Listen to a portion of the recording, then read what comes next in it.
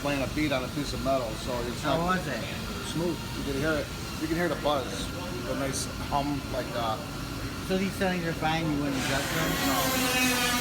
I'm gonna, you know, I'll go to thicker metal, so it'll be a hotter weld. 16 gauge now. This might be 16, but really what I want to do is do some laps and some butt joint welds. I'll get more metal to do that.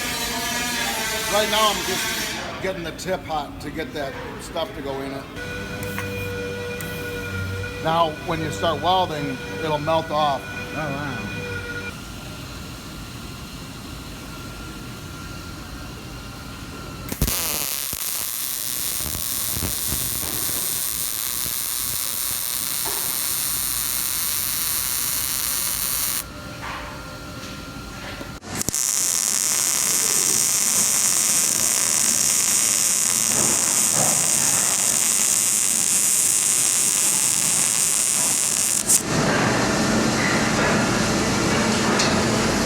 I'm gonna notice the difference on the back side of this. You guys, what's up? Toolmax Express out here with Pat and the Multimatic 215. Sorry it's loud. We're in a working body shop. We just gave this to Pat. He was testing it on his custom rig that he made up here. Pat, what do you think of the Multimatic? Honest opinion. Excellent welder. I've been a Miller fan for 30 years or more, and I've had every scale of welder Millers come out with, from when they were big brute 220, 240 volt, to scaling down to non-electronic scaled down, but now they're fully electronic, and every time they come out with a new welder, I'm impressed with it. This by far now is probably the simplest one to use electronically that I've seen. And just you and I going through it just now, it's self-explanatory. I mean, honestly, we didn't even open the manual. Did you open the manual? No. I didn't, and we just went right through it, dialed in some really nice welds, as you can see, and that, you know, obviously out of the box you got to get used to the settings, and there I had to readjust the settings, but it's fully auto. In this case I had the wrong gauge typed in, I wasn't paying attention, wrong gauge of metal. When we changed it, we got a really nice weld, and the more we went, the better the penetration was getting. I personally like that penetration right there, and that was so simple. I just told it what I was welding, and I slowed my weld down a little bit, and I got that. Obviously, the more you use it, so I've noticed. Oh, go ahead. I've noticed every welder that we come out with, even though it's full auto, you as the welder can adjust, fine tune it. Even though it's full auto, you can tell it a thicker gauge so you get more penetration and so on. And this thing is so simple to do that on. It's really impressive. Like I said, I'm such a Miller fan that this really is a nice welder. And looking around your shop, you have a lot bigger welders. Why would such a small welder be useful to you? Well, first off, it's 110 or 120, whatever you want to call it. So it's totally portable. You can put it in any stall. Whereas the 220 welders, when you drag those around, you got to drag around the heavy, real heavy extension cord. And the new technology in these, you don't need it. They've made the 220 welders obsolete.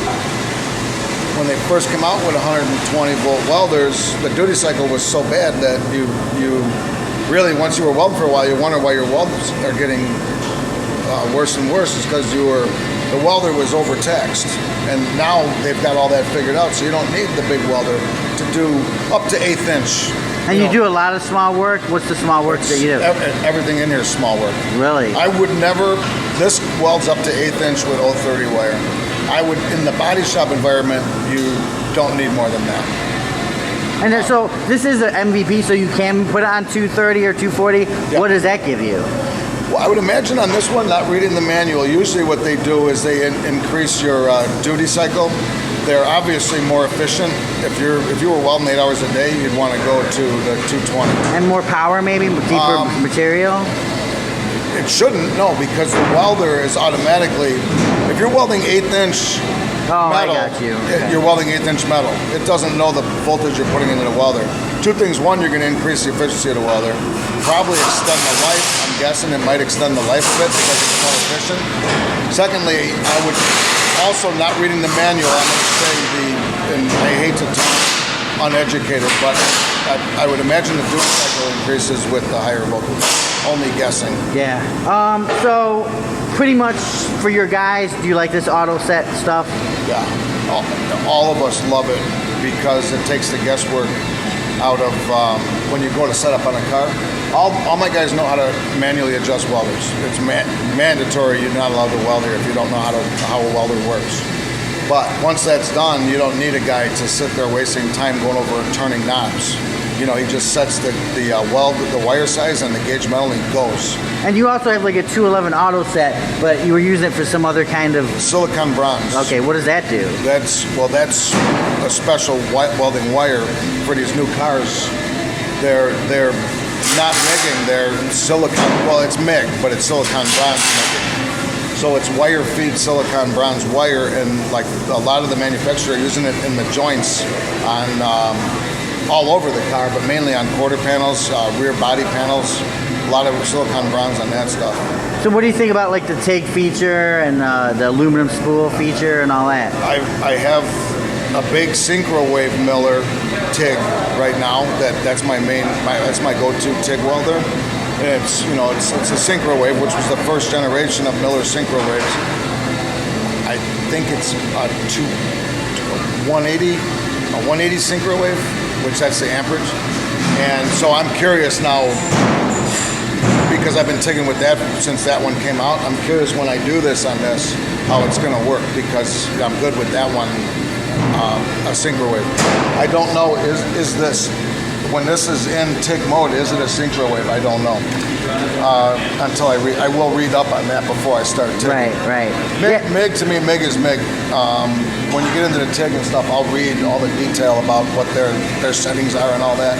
Right. And I mean, obviously you know all about this stuff. I don't. But the cool thing I saw about this machine is when you go from like MIG to, flux cord or stainless, it actually tells you what to do. Yeah.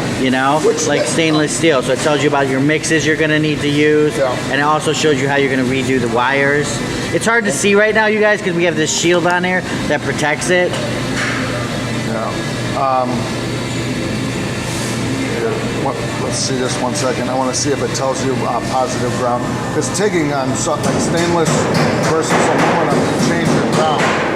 You change and I want to see if it does. It takes a second. Aluminum. Okay, use argon. We know that. It should kick in a second. There you go. Okay, yeah. Oh, wow. It shows you. It's putting a negative there, and on stainless. It's telling you everything. Wow. That's obviously wire feed speed and bolt.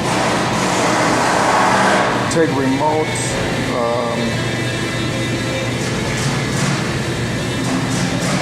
There we go. This. See how the ground turned positive? Right. It's telling us it's not hooked up right now to do that. Right. That's pretty smart. Yeah. So you got to reverse these. You put this one in here, and this one is your ground. And that's only in TIG that you do that. And then there again, it's only stainless versus aluminum or tungsten, stuff like that. Cool, good. Go ahead. Oh, no, sorry, good stuff. All right, cool. So you're definitely digging it? Oh, yeah, for small work.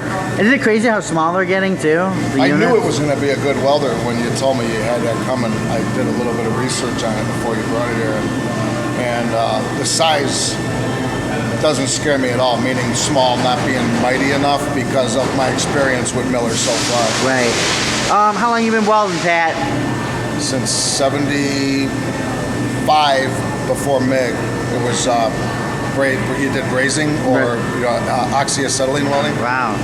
When MIG came out, I've been welding MIG since it came out. Wow, so you're an old man. Yeah, I'm old. So Pat, what's the name of your body shop and how can they contact you guys if they need something You're going to do this to me again. Bodybuilders Automotive, Rolling Meadows, Illinois.